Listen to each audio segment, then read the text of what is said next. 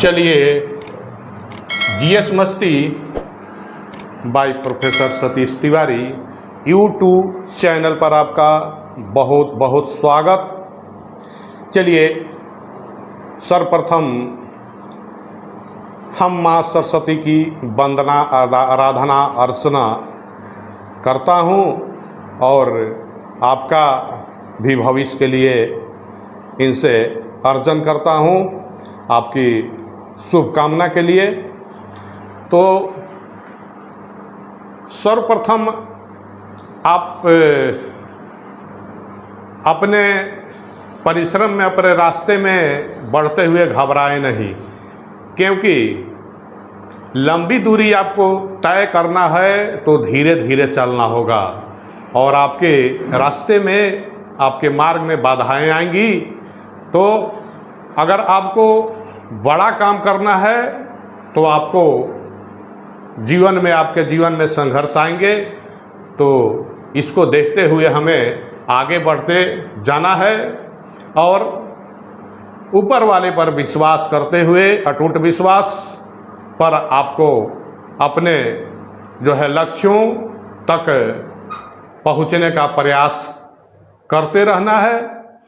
तो आइए देखिए वो ऊपर वाले का कृपा क्या है।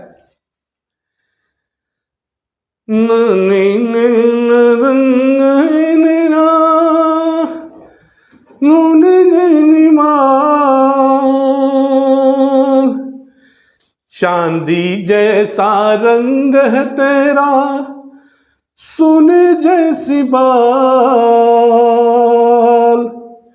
एक तू ही धनवान हो गोरी, बाकी सब कंगाल। एक तू ही धनवान हो गोरी, बाकी सब कंगाल। चांदी जैसा रंग है तेरा, सोने जैसी बाल, एक तू ही धनवान हो गोरी, बाकी सब कंगाल। एक तू ही धनवान हो गोरी, बाकी सब कंगाल। जिस राहों से तुम गुजरे हो फूलों से भर जाए, तू जिसको मिल जाए मैया हो जाए माला माल। चांदी जैसा रंग है तेरा, सोने जैसी बाल, एक तू ही धनवान हो मैया।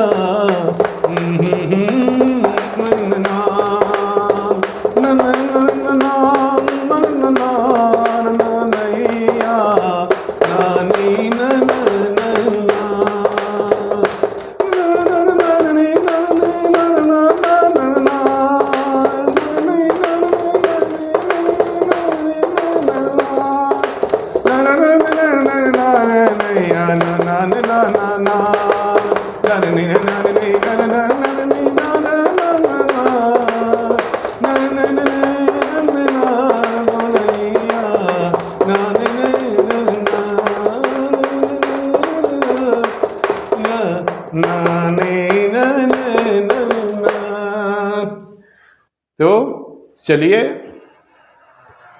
हम आते हैं आज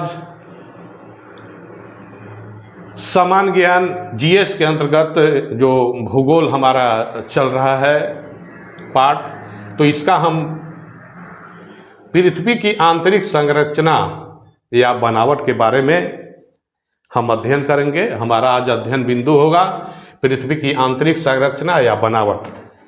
और खासकर जीएस के अंतर्गत सबसे पहले मैं उन्हीं पाठ को, उन्हीं टॉपिकों का जो है आगे अध्ययन करूंगा हम लोग, जो ज़्यादा से ज़्यादा प्रश्न प्रतियोगिताओं में पूछा जाता है। सबसे हम टारगेट करेंगे उन टॉपिक को जो निश्चित रूप से अधिकांश रूप से किसी भी प्रतियोगिता परीक्षा में इनसे प्रश्न आता है, और हम अपने परीक्षाओं के स्तरों का, प्रश्न पूछने के स्तरों का ध्यान रखते हुए हम इन विषयों का, चूँकि हम सामान्य ज्ञान, इन विषयों के अंतर्गत सामान्य ज्ञान का हम अध्ययन कर रहे हैं, न कि हम विशेष रूप से डीपली जानकारी, ऐसा नहीं कि भूगोल विषय का हम नेट विषय के बारे में अभी नेट लेवल का, नेट स्तर का जो है तैयारी कर रहे हैं। हम जो है अपने स्तर को ध्यान में रखते हुए इन टॉपिकों के बारे में हम अध्ययन करेंगे। तो हम आते हैं पृथ्वी की आंतरिक संरचना या बनावट। जैसा कि आप जानते हैं पृथ्वी की उत्पत्ति कैसे हुआ, पृथ्वी के उत्पत्ति के बारे में भी हमारे बहुत भूगोलवेताओं ने, वैज्ञानिकों ने अपने अपने मतों का प्रतिपादन किए हैं। जैसे आप चैम्बरिन का सुने होंगे ग्रहाणु परिकल्पना, लाप्लास का निहारिका परिकल्पना, ऑटो श्मिट का ध्रुव तारक परिकल्पना, ये सारे परिकल्पनाएं जो है पृथ्वी के उत्पत्ति से संबंधित हैं। हालांकि हमें ठोस इसका प्रमाण नहीं मिला है।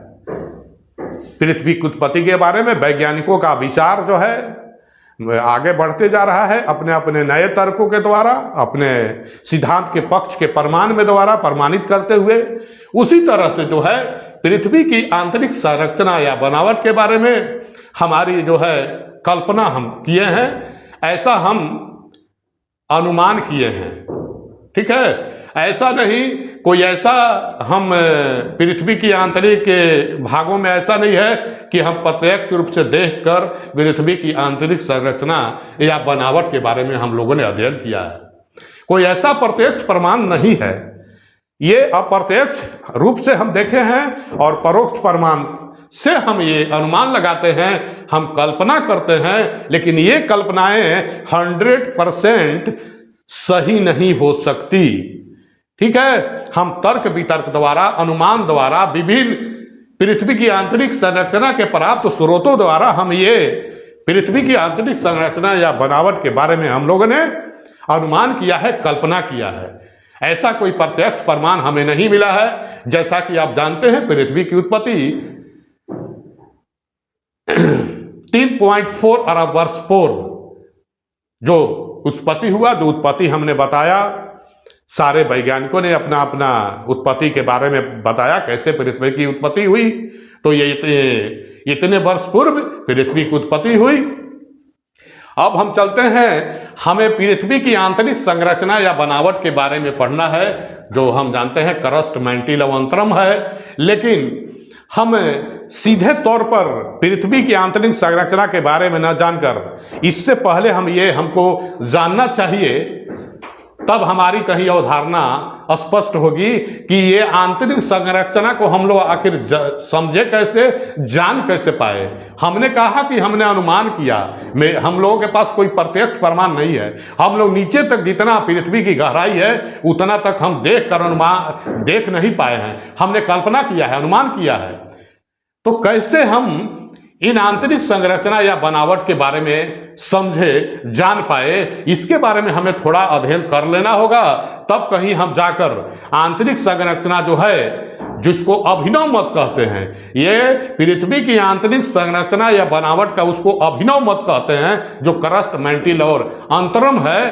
ठीक है ना, उसके बारे में हम अध्ययन करेंगे। लेकिन उसके पहले हमारी समझ स्पष्ट हो जाए, हमारा समझ स्पष्ट, अपने समझ को स्पष्ट करने के लिए, अपनी अवधारणा को स्पष्ट करने के लिए, ताकि कोई कसर न बचे अब हमको ये चीज को समझने में। इसलिए हम उसके पहले चलते हैं कि आंतरिक संरचना को हम कैसे जान पाए, कौन से स्रोत हैं जिसके द्वारा हम इन आंतरिक संरचना का, जो हम अभी तक समझ पाए हैं, जान पाए हैं, जो हम लोग अध्ययन कर रहे हैं, ये आंतरिक संरचना जानने के आखिर स्रोत कौन थे। तो जैसे ये स्रोत है, प्राकृतिक स्रोत और अप्राकृतिक स्रोत होते हैं। ठीक है, तो हम चलते हैं ये घनत्व के बारे में, इसको ये अप्राकृतिक स्रोत के अंतर्गत रखा जाएगा। घनत्व, डेंसिटी जिसको कहते हैं। तो हम जैसा अनुमान करते हैं ऊपरी या क्रस्ट का घनत्व, जो हम रहते हैं जिस परत पर, ये ऊपरी परत, इसको क्रस्ट कहते हैं, इसका घनत्व कितना है? 3.0 घन से प्रति घन सेंटीमीटर से कम है। देखिए ये क्रस्ट का घनत्व 3.0 पर घंटी सेंटीमीटर से कम है, और जबकि पूरे पृथ्वी का घनत्व डेंसिटी 5.0 ग्राम प्रति घन सेंटीमीटर से तक है। तो इससे हम क्या अनुमान लगाते हैं कि कोर का जो है घनत्व अधिक होगा। ये क्रस्ट का घनत्व जब इतना है और जब पूरे पृथ्वी का घनत्व इतना है, तो कोर का घनत्व निश्चित रूप से अधिक होगा। हम ये अनुमान लगाते हैं। इसके बाद है अगला दबाव, प्रेशर। तो हम जैसा जानते हैं ऊपरी चट्टानों द्वारा जब नीचे वाली चट्टान को दबाता है, ऊपरी परत की चट्टानें जब निचली परत को दबाती हैं, तो क्या होता है? घनत्व बढ़ जाता है। ठीक है, डेंसिटी बढ़ जाता है। ऊपर से जब चट्टान नीचे जब उसको प्रेशर देगा, दबाएगा, तो क्या होता है? घनत्व बढ़ता है। तो इससे हम लोग अनुमान लगाते हैं कि निचला भाग भारी पदार्थों से बना होगा, जैसे लोहा और निकिल से। हम बहुत संक्षिप्त में चल रहे हैं क्योंकि हमारा अध्ययन बिंदु है पृथ्वी की आंतरिक संरचना या बनावट, इसलिए इसका स्रोत हम थोड़ा थोड़ा समझ लेते हैं, जान लेते हैं। तो घनत्व और दबाव, इसके बाद तापमान से हम अनुमान लगाते हैं, क्योंकि 32 मीटर की गहराई पर 1 सेंटीग्रेड तापमान में वृद्धि होता है नीचे। तो अगर इसी तरह से तापमान क्या होता है, तापमान की वृद्धि दर इसी दर से होती गई, तो 2900 किलोमीटर की गहराई पर तापमान 25,000 सेंटीग्रेड हो जाएगा। तब जब इतना तापमान हो जाएगा तो नीचे का क्या होगा? अधिकांश भाग तरल हो जाएगा। इसलिए हम अनुमान लगाते हैं कि अंतरम जो है हमारा नीचे का सबसे भाग तरल अवस्था में होगा। ये हम आंतरिक संरचना जानने का जो स्रोत है, अप्राकृतिक स्रोत, जिसमें घनत्व, दबाव और तापमान, इन तीनों चीजों से हम ये अनुमान लगाते हैं। अब आता है प्राकृतिक स्रोत जो होता है, उसमें ज्वालामुखी क्रिया। जैसा कि आप जानते हैं लावा लाख जो निकलता है, जब ज्वालामुखी की क्रियाएं होती है तो पृथ्वी के नीचे से गर्म लावा और राख निकलता है। ठीक है, इसको क्या कहते हैं? मैग्मा कहते हैं। मैग्मा। तो ये जो है मैग्मा निकलता है, इससे अनुमान हम क्या लगाते हैं? इससे अनुमान ये लगाते हैं कि एक परत पृथ्वी के नीचे में कोई ना कोई एक परत तरल अवस्था में है, तरल अवस्था में है। और क्या होता है, लेकिन ये भी हो सकता है कि अगर अधिक प्रेशर बनेगा तो कोई भी चीज, कोई भी वस्तु तरल अवस्था में नहीं रह सकता, ये भी अनुमान लगाता है। तो तरल अवस्था में नहीं रहता था तो क्या होता है? इसका मतलब दबाव में नीचे कहीं न कहीं कमी आता है किसी परत में, इसलिए ये जो है परत या हिस्सा जो है तरल अवस्था में होता है, इसलिए ज्वालामुखी की क्रियाएं होती है। अब इसके आगे आते हैं हम भूकंप विज्ञान। अब देखिए, जो हमें कुछ ठोस जानकारी मिली है, जिससे हमें पृथ्वी की आंतरिक संरचना जानने में सबसे अधिक जानकारी मिली है, जिस पर अभी जो हम साक्ष्य हमें जो मिला है, जो हमें प्रमाण मिला है, सबसे पर्याप्त जानकारी भूकंप विज्ञान द्वारा ही हमें प्राप्त हुआ है। हालांकि हम भूकंप के अंतर्गत इसका अध्ययन हम विस्तृत रूप से करेंगे। तो भूकंप की गति को हम जानते हैं किससे नापते हैं? सिस्मोग्राफ से नापते हैं। ठीक है, तो भूकंप में जब भूकंप की क्रियाएं होती है तो इसमें 3 प्रकार की लहरें निकलती है, जिसको आप जानते हैं पी, एस और एल। ये देखिए, ये पी, एस और एल लहरें निकलती हैं। पी को कहते हैं प्राइमरी अर्थात प्राथमिक या अनुदैर्घ्य लहरें, और एस को जो है आड़ी अथवा गौंड लहरें, और एल को कहते हैं धरातलीय लहरें। ठीक है, ये 3 प्रकार की जो लहरें निकलती हैं भूकंप की क्रियाओं में, ये लहरें हमें बहुत अधिक जानकारी पृथ्वी के नीचे गहराई में या पृथ्वी के जो आंतरिक भागों के बारे में हमें बहुत ज़्यादा जानकारी देती है। ये जो 3 प्रकार की लहरें निकलती हैं, इन लहरों से हमें पर्याप्त जानकारी, हमें जो भी जानकारी अधिक से अधिक जानकारी, तो जो भूकंप के बारे में हमें जानकारी मिलता है ये तीनों प्रकार की लहरें से। हम ये तीनों प्रकार के लहरों के बारे में हम विस्तृत रूप से अध्ययन करेंगे। ठीक है, कैसे कैसे ये लहरी होती हैं, और आगे हम आते हैं अब अपने धीरे धीरे जो खास टॉपिक है पृथ्वी की आंतरिक संरचना या बनावट। तो इसमें आते हैं हम अब आंतरिक संरचना के बारे में। तो पृथ्वी के आंतरिक संरचना के बारे में हम बहुत संक्षिप्त रूप से इसको लेते हैं और हम आगे बढ़ते हैं धीरे धीरे। तो आंतरिक संरचना के बारे में और जो है वैज्ञानिकों ने इस पर विचार दिया। जैसे एक वैज्ञानिक है डॉली, इन्होंने पृथ्वी का 3 परत बताया। ठीक है, हम केवल जान लेते हैं ना इन्होंने कितने कितने परत को बताया। जेफरीज जो है वो 4 परत पृथ्वी का बताए।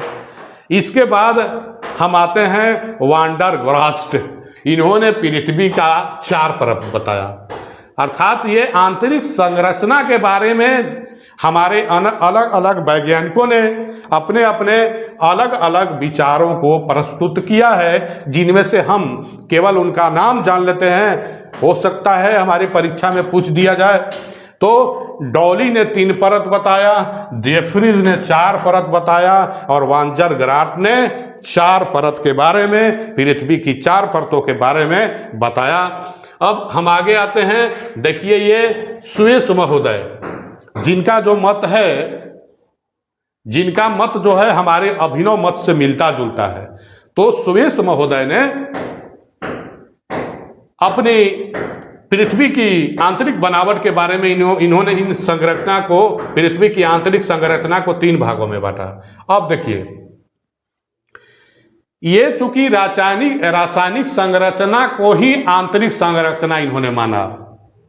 सुवेश महोदय ने रासायनिक संरचना को ही पृथ्वी की आंतरिक संरचना माना, इसलिए इनके मतों का जो प्रतिपादन है उसको नकार दिया गया, इनके मत को नहीं माना गया। तब जाके हमारा जो है अभिनव मत आया, पृथ्वी का अभिनव मत आया, जो अभी हम आगे अब इस टॉपिक पर आ रहे हैं। तो ये क्या इन्होंने ये इस फिगर द्वारा जो है सुएस महोदय ने पृथ्वी की आंतरिक संरचना को 3 भागों में बांटा। पहला सियाल, ये जो है, ठीक है, सियाल जो है, इसमें जो है इन्होंने सिलिका और एल्युमिनियम, सियाल क्या किस से बना हुआ है, तो सिलिका और एल्युमिनियम से, ये ग्रेनाइट चट्टानों से बना हुआ है। इन्होंने ये माना कि ये जो है परत, इन परतों का निर्माण ग्रेनाइट चट्टानों से हुआ है। इनकी गहराई 50 से 300 किलोमीटर, सियाल परत की गहराई इन्होंने 50 से 300 किलोमीटर माना।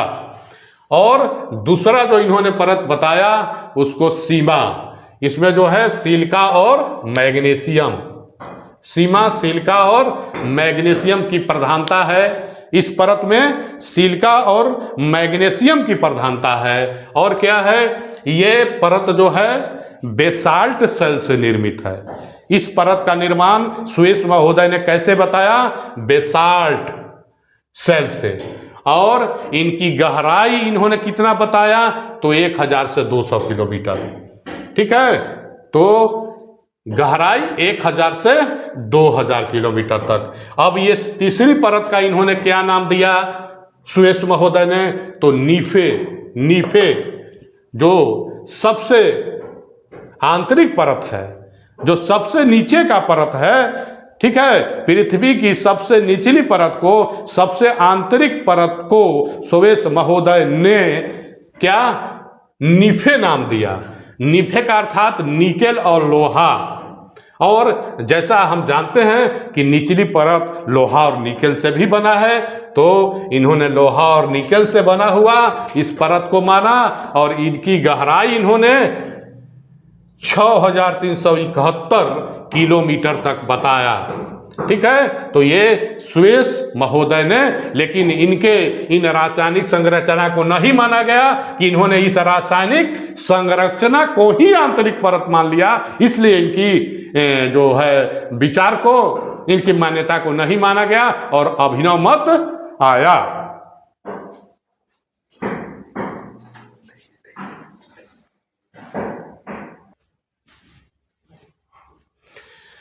अब हम ये जो है आंतरिक संरचना या बनावट, इसकी जो है बारे में नवीन विचार आया।